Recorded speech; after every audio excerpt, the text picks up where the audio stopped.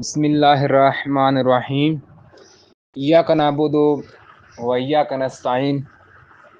السلام علیکم ورحمۃ اللہ وبرکاتہ۔ کیا آپ کے بھی مسوڑوں سے برش کرتے وقت یا خود بخود خون آتا ہے؟ کیا کھانے کے دوران درد ہوتا ہے یا منہ سے بدبو آتی ہے؟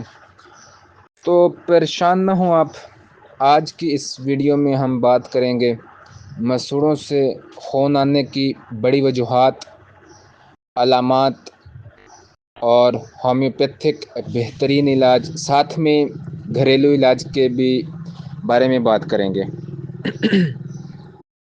ویڈیو کو آخر تک دیکھیے گا کیونکہ آخر میں آپ کو ایک ایسی دوا بتانے والا ہوں جو سینکڑوں مریضوں پر کامیاب ثابت ہوئی ہے۔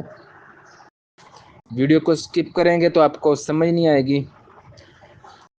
مسوڑوں سے خون آنا کوئی عام بات نہیں ہے، اس کی کچھ خاص وجوہات ہوتی ہیں، جیسے دانتوں کی صفائی کا خیال نہ رکھنا، سخت برش کا استعمال کرنا، وٹامن کے یا سی کی کمی، شوگر یا خون کا پتلا ہونے والی دوائیں، اور سب سے اہم جو علامات ہیں مسوڑوں کی سوزش۔ اس کے علاوہ آپ کو کیسے پتہ چلے گا کہ یہ عام بات نہیں ہے بلکہ بیماری ہے؟ یہ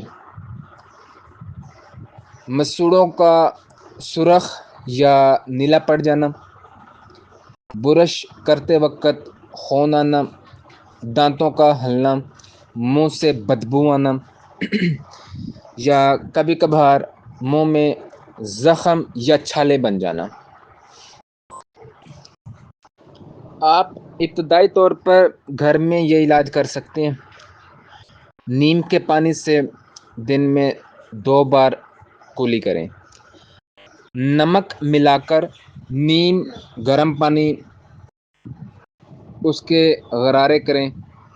وٹامن سی سے بھرپور پھل جیسے مالٹا، آم، اس کے علاوہ لیموں، آم، اس کا استعمال کریں۔ نرم برش استعمال کریں اور سخت برش سے پرہیز کریں۔ اب آتے ہیں اصل علاج کی طرف۔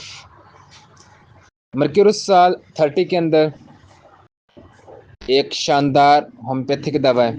اس کے جو فائدے ہیں، مسوڑوں کی سوجن کم کرتی ہے، خون روکنے میں مدد دیتی ہے، منہ کے چھالے اور بدبو کا خاتمہ کرتی ہے، پیپ یا مواد نکلنا روکتی ہے۔